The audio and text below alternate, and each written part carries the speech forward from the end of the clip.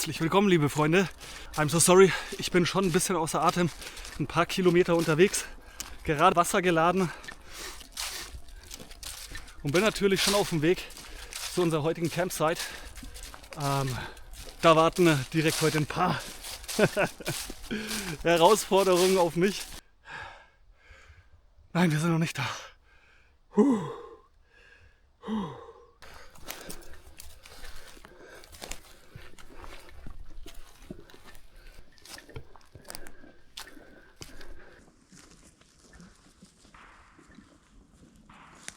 Wir haben es endlich geschafft, Freunde. Und vielleicht hört ihr heute bei den Aufnahmen mal ganz genau hin, weil hier wird geschossen.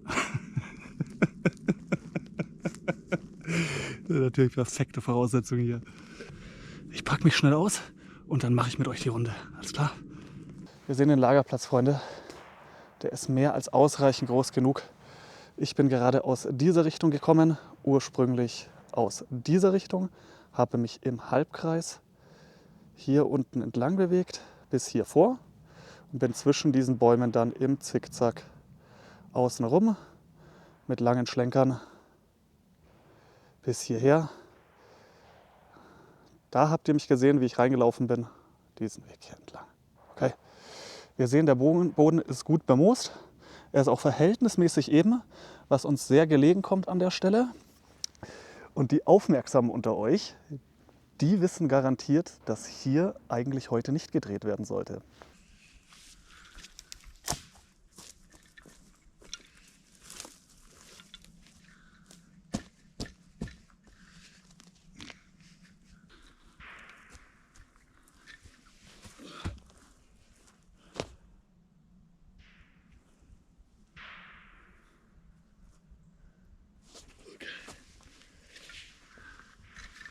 Hier ist gut.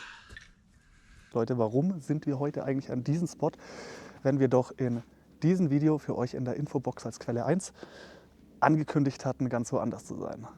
Das wiederum, meine Freunde, hat etwas mit der Methode zu tun, wie ich meine Lagerplätze aussuche und sichere. Einige von euch wissen es schon. Für diejenigen, die es nicht wissen, ich nutze natürlich vorher zur Aufklärung Wildtierkameras. Für euch als Quelle 2 hier angegeben, das Video, wie genau ich das mache, in der Infobox. Und bei unseren ausgewählten Spots seinerzeit hat sich anhand der Wildtierkameraaufnahmen ergeben, dass dieser Spot eben nicht sicher ist. Ergo dessen war ich gezwungen, umzudisponieren. Und wie das ausgegangen ist, könnt ihr euch hier mal anschauen.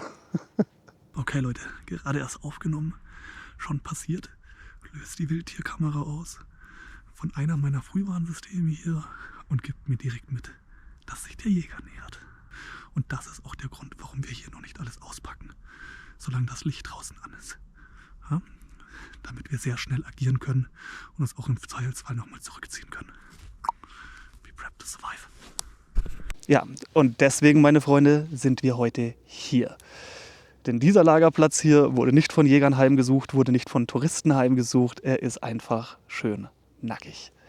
Und jetzt schauen wir uns ein bisschen im Detail an. Flächentechnisch haben wir gerade gesehen, was auf uns wartet. Jetzt werfen wir einen Blick nach oben. Wir sehen absolut geil. Wir haben hier keinerlei Witwenmacher. Zur Information, es ist heute absolut nicht kalt. Ich kann es euch jetzt nicht aus dem FF sagen. Ich würde sagen, gefühlt haben wir so 5 Grad plus, noch ungefähr 2 Stunden Sonnenlicht.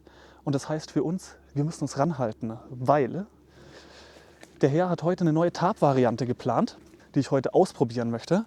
Das Ganze hat einen simplen Hintergrund, Gewichtsreduktion, weil ich Gewicht aufstocken muss für die ganze Fluchtthematik mit Kind. Quelle 3. An der Stelle, wer die Erklärung dazu noch nicht bekommen hat. Und dafür muss ich heute einfach eine neue Variante ausprobieren, von der ich mir erhoffe, dass sie einen guten Schutz liefert, ich dadurch Gewicht reduzieren kann und ich im nächsten Schritt, schon mal geteasert, dann upgraden kann für die Hitzebubble. Dazu kommen wir dann noch schön eins nach dem anderen. Ich werde nicht ganz so gerne an meinen Spots beobachtet. Das da, Leute, ist die GoPro. Okay, wir sind unbeobachtet. Freunde, wir sind safe am Lagerplatz angekommen. Wir haben den kompletten Lagerplatz kontrolliert, ob er nach wie vor unbeobachtet ist. Jetzt würde ein von 2 Thematiken folgen, bei mir zumindest. Entweder Shelteraufbau oder aber sich ums Feuer zu kümmern. Dadurch, dass die Temperaturen heute relativ mild sind, werde ich an der Stelle mich erstmal um das Shelter kümmern. Und anschließend geht es dann aber auch schon heiter weiter, denn wir müssen uns um Feuer kümmern, wir müssen uns um Futter kümmern. So, wir brauchen ein ganz klein wenig Holz für mein Vorhaben heute. Möglichst gerade und möglichst hüfthoch.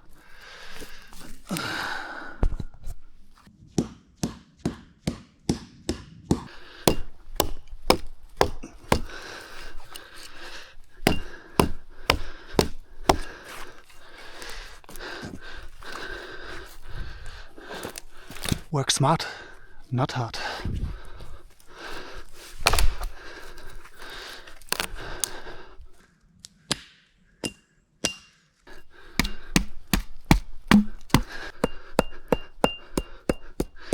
Ich klopfe es nur noch ein bisschen rund, Leute.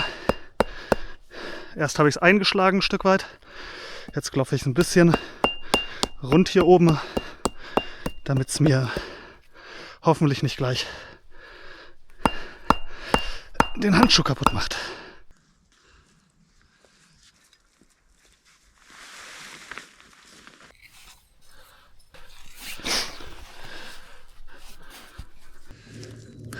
Und ja, meine Freunde, ich benutze Heringe. Warum? Die Dinger wiegen kaum etwas. Bei eisigem Boden war es wahnsinnig hilfreich. Bei steinigem Boden auch sehr hilfreich. Und daneben natürlich noch ganz pragmatische weitere Nutzungsarten. Ich würde sagen, wir machen daraus einfach mal eine Fragerunde. Auf wie viele sinnvolle, im Survival-Kontext sinnvolle Arten könnte man diesen Hering verwenden? Deine Antwort in die Kommentare. Und bei der Gelegenheit, mein Freund, hast du eigentlich schon den Like-Button da unten gedrückt?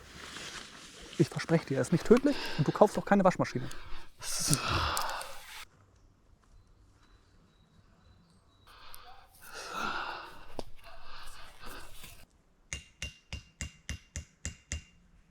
So Freunde, was habe ich hier genau vor?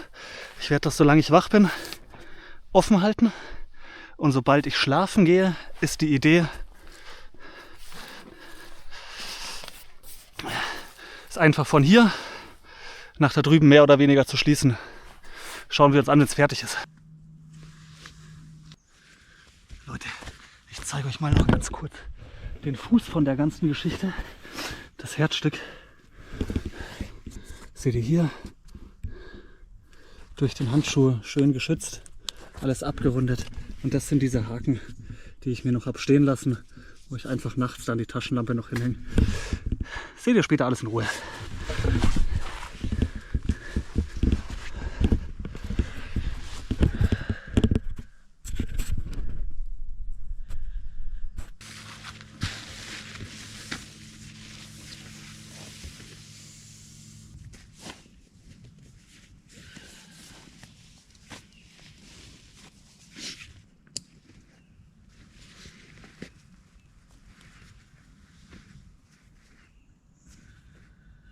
Auf der Flucht hätte ich hier, je nachdem, wo wir uns im Feld befinden, mich zwischen einer Tipi-Variante entschieden oder einer komplett flachen Variante. Die Tipi-Variante, wenn wir sehr geschützt sind, dann hätte ich im Inneren das Feuer machen können, sodass man es von außen einfach nicht sieht. Das wäre auf der Flucht die Variante gewesen. Oder aber eine sehr flache Variante. Dann das Ganze mit einem Grubenfeuer. Blende ich euch mal ein. Das eine große Herausforderung auf so einer Tour ist, das Gewicht hinzubekommen, Wasser, Lebensmittel und dergleichen mit sich zu führen, aber auch unter Umständen Ausrüstung. Ich beschränke mich für dieses Beispiel allerdings mal auf die essentiellen Dinge, Wasser, Nahrung, Zundermaterial. Okay? Wir haben jetzt rausgefunden, unsere Fluchtroute ist, unser Fluchtspot ist safe. Und jetzt machen wir mit dem Prepping weiter. Was machen wir? Wie die alten Piraten, Leute. Wie die alten Piraten.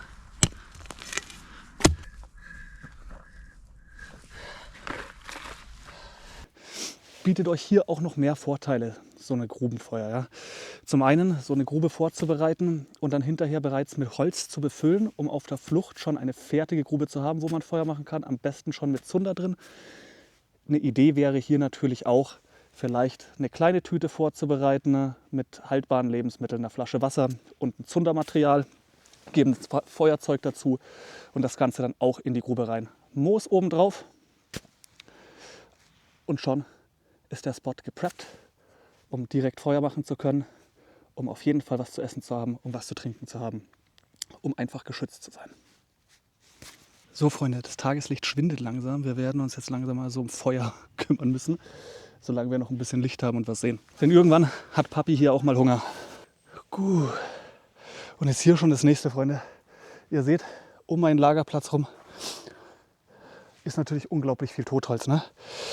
Auf der Flucht oder in ein Fluchtszenario würde ich nichts von diesem Totholz hier nehmen. Zum einen möchte ich natürlich möglichst wenig Spuren hinterlassen.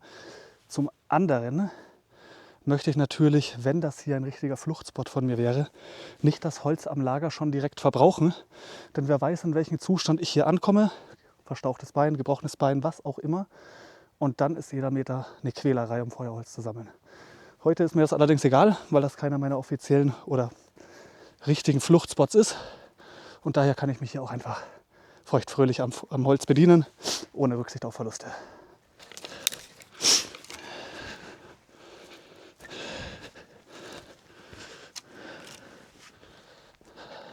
Oh, jetzt komm endlich. Ohne Scheiß.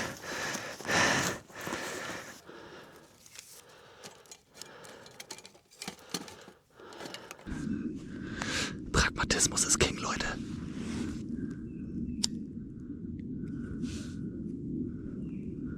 Ja, meine Freunde, was will ich euch mit diesem kleinen Scherz hier mit auf den Weg geben? Am Ende vom Tag ist es eine total simple Message, die ich euch hier gerne mitteilen möchte.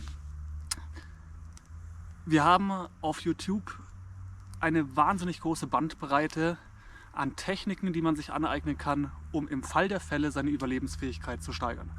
Das Ganze nennen wir Survival. Und das Survival fällt heute aber auch eine ganze Latte anderer Themen. Ja? Viel aus der Bushcraft-Richtung kommt hier mit rein, was gut ist, Leute. Ja? Ich selber stehe auf den Scheiß. Nichtsdestotrotz müssen wir uns mal im Kern die Frage stellen, was ist denn Survival eigentlich wirklich? Und die einfachste Antwort darauf ist, pragmatisch die Überlebensfähigkeit steigern. Freunde, eine Sache ist schon mal ganz klar. Eure Hauptressource in einer Überlebenssituation ist eure eigene Energie. Und mit der solltet ihr so sparsam als möglich umgehen. Und daher macht euch das Leben, wo es geht, einfach.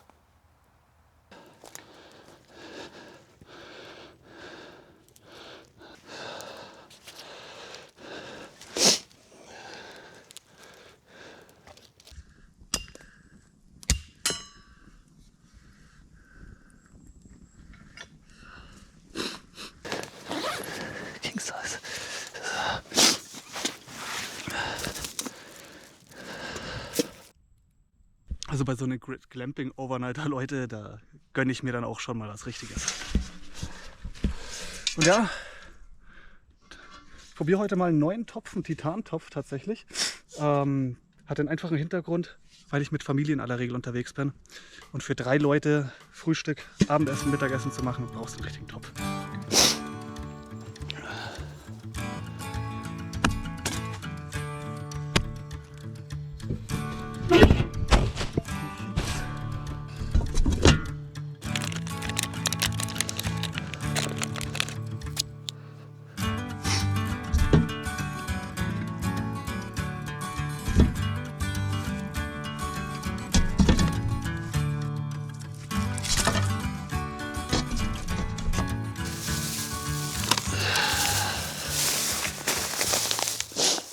So, meine Freunde, wird Zeit mal wieder ein bisschen nachzulegen.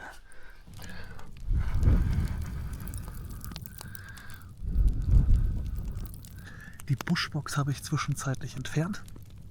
Liegt einfach daran, dass einfach ein bisschen mehr Schnee jetzt kommen soll. Alles gut. Die habe ich währenddessen hier im Tarp geparkt. Bevor ich schlafen gehe, möchte ich mir einfach noch ein bisschen was von der Kohle rausholen, dass ich es hinterher ein bisschen leichter habe. Ja, Leute. Ihr wisst es von mir, ich bin Pragmatiker. Was habt ihr erwartet?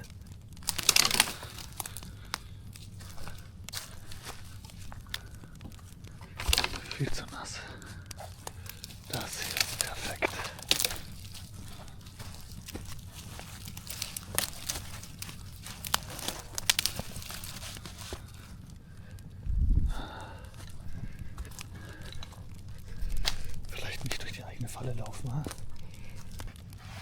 Und jetzt, meine Freunde, genießt noch ein bisschen Buschfernsehen mit mir.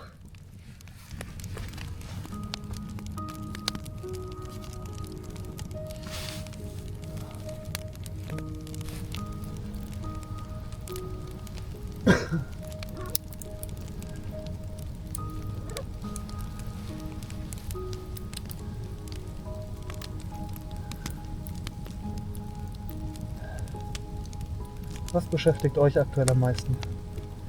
Das würde mich interessieren.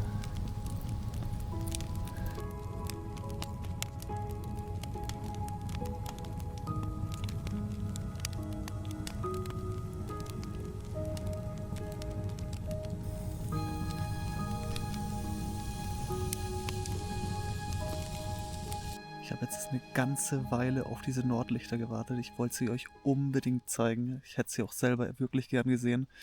Aber wir haben es mittlerweile 11:30.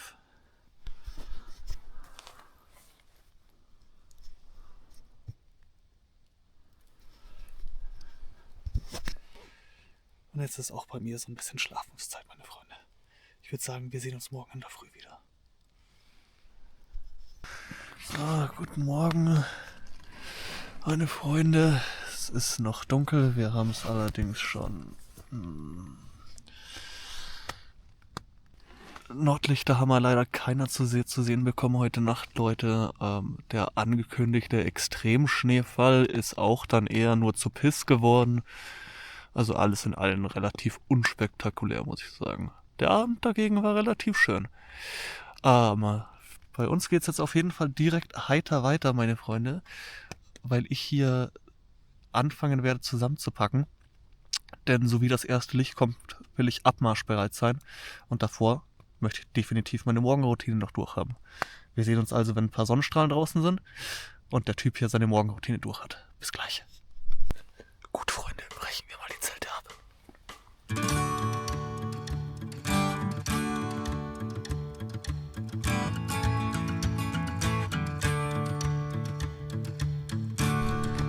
So, meine Freunde, wir haben schon wieder ein paar Meter gemacht.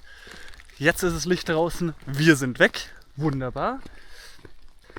Vielen Dank auf jeden Fall fürs Reinschauen, mein Lieber. Und be prepped to survive.